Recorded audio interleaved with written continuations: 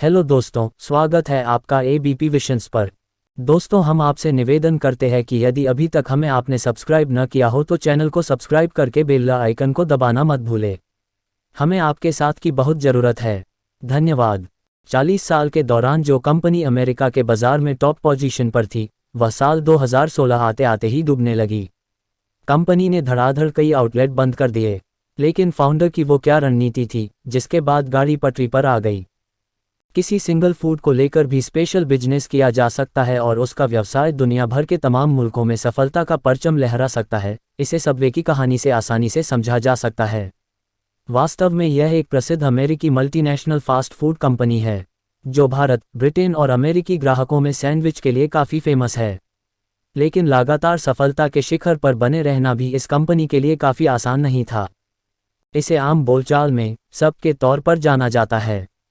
इसका मुख्यालय मिलफोर्ड में है, लेकिन भारत के तमाम बड़े शहरों की क्लास सोसाइटी में इस सैंडविच जॉइंट की अपनी विशेष पहचान है। स्वाद और सेहत कंपनी का वादा है, ऐसा माना जाता है। कंपनी का यही वादा ग्राहकों में भरोसा जगाता है। कब और कैसे हुई शुरुआत? सबवे की शुरुआत 17 साल के युवक फ्रेड डेलुका ने सन 1965 में की थी। लेकिन तब उस शख्स के पास पैसे नहीं थे, लिहाजा दुकान बड़ी छोटी थी। बिजनेसमैन पीटर बक ने फ्रेड को फंड किया। यही वजह है कि पहले यह पीट सुपर सबमरीन के रूप में भी जाना जाता था, लेकिन 3 साल बाद ही साल 1968 में इसका नाम बदलकर सबवे कर दिया गया। कारोबार बढ़ने पर फ्रेड डेलुका की हिम्मत बढ़ी और उन्होंने सन 1974 में वॉलिंगफोर्ड में एक बड़ा रेस्तरां खोला।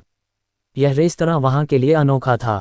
वहां के फूड लोगों में इतने लोकप्रिय हुए कि उसकी श्रृंखला देश भर में फैल गई। सबवे के बारे में विख्यात है कि यहाँ लोगों की सेहत के बारे में बहुत सचेत रहता है।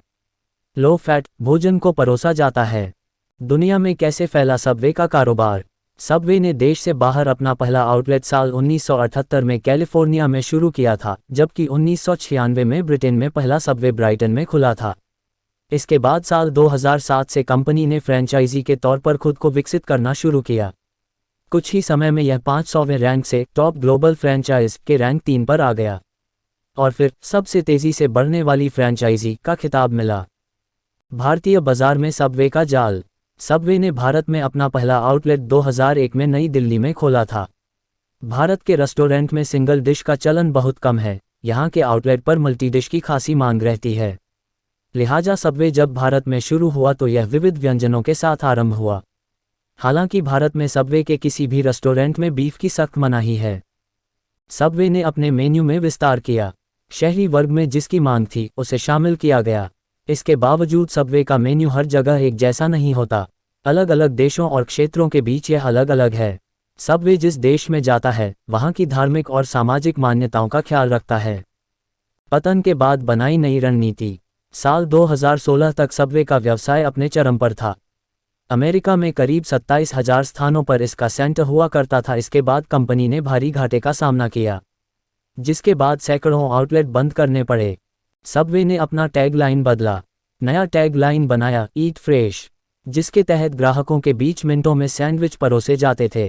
कंपनी ने विज्ञापनों में बदलाव किया।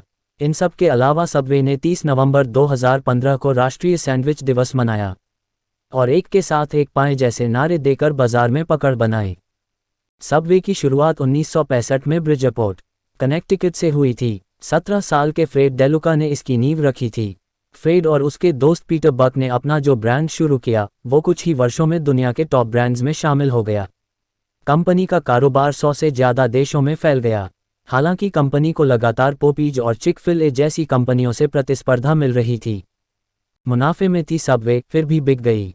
2015 में डेलुका के निधन और 2021 में उनके पार्टनर पीटर बक के गुजर जाने के बाद सबवे का मालिकाना हक उनके उत्तराधिकारियों को दे दिया गया। आज दुनिया भर में इसके 37,000 से अधिक आउटलेट हैं। इसी साल मार्च में इसने मियामी में डुअल हेडक्वार्टर शुरू किया। बीते कई सालों से सबवे मुनाफे में थी। कंपनी लगातार ग्रोथ कर रही थी, लेकिन लगातार बढ़ती लागत और चुनौतियों के बीच इसे बेचने का फैसला लिया गया।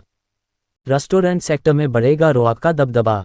ब्लूमबर्ग की रिपोर्ट के अनुसार $37 बिलियन का असेट्स मैनेज करने वाली रोक कैपिटल ने आरबीज, डंकिन डोनट्स, कोरवेल और कार्ल्स जूनियर की मूल कंपनियों सहित रेस्टोरेंट चेन को मैनेज और सपोर्ट किया है। अब ये सबवे का संचालन करेगी। चूंकि कंपनी के पास पहले से ही कई फूड चेन हैं, सो रेस्टोरेंट सेक्टर में रोक कैपिटल का दबदबा और बढ़ जाएगा। अगर आपको हमारा वीडियो पसंद आया है तो वीडियो को लाइक, कमेंट में जय हिंद और सब्सक्राइब करके बेल आइकन को दबाना बिल्कुल भी मत भूलें। धन्यवाद।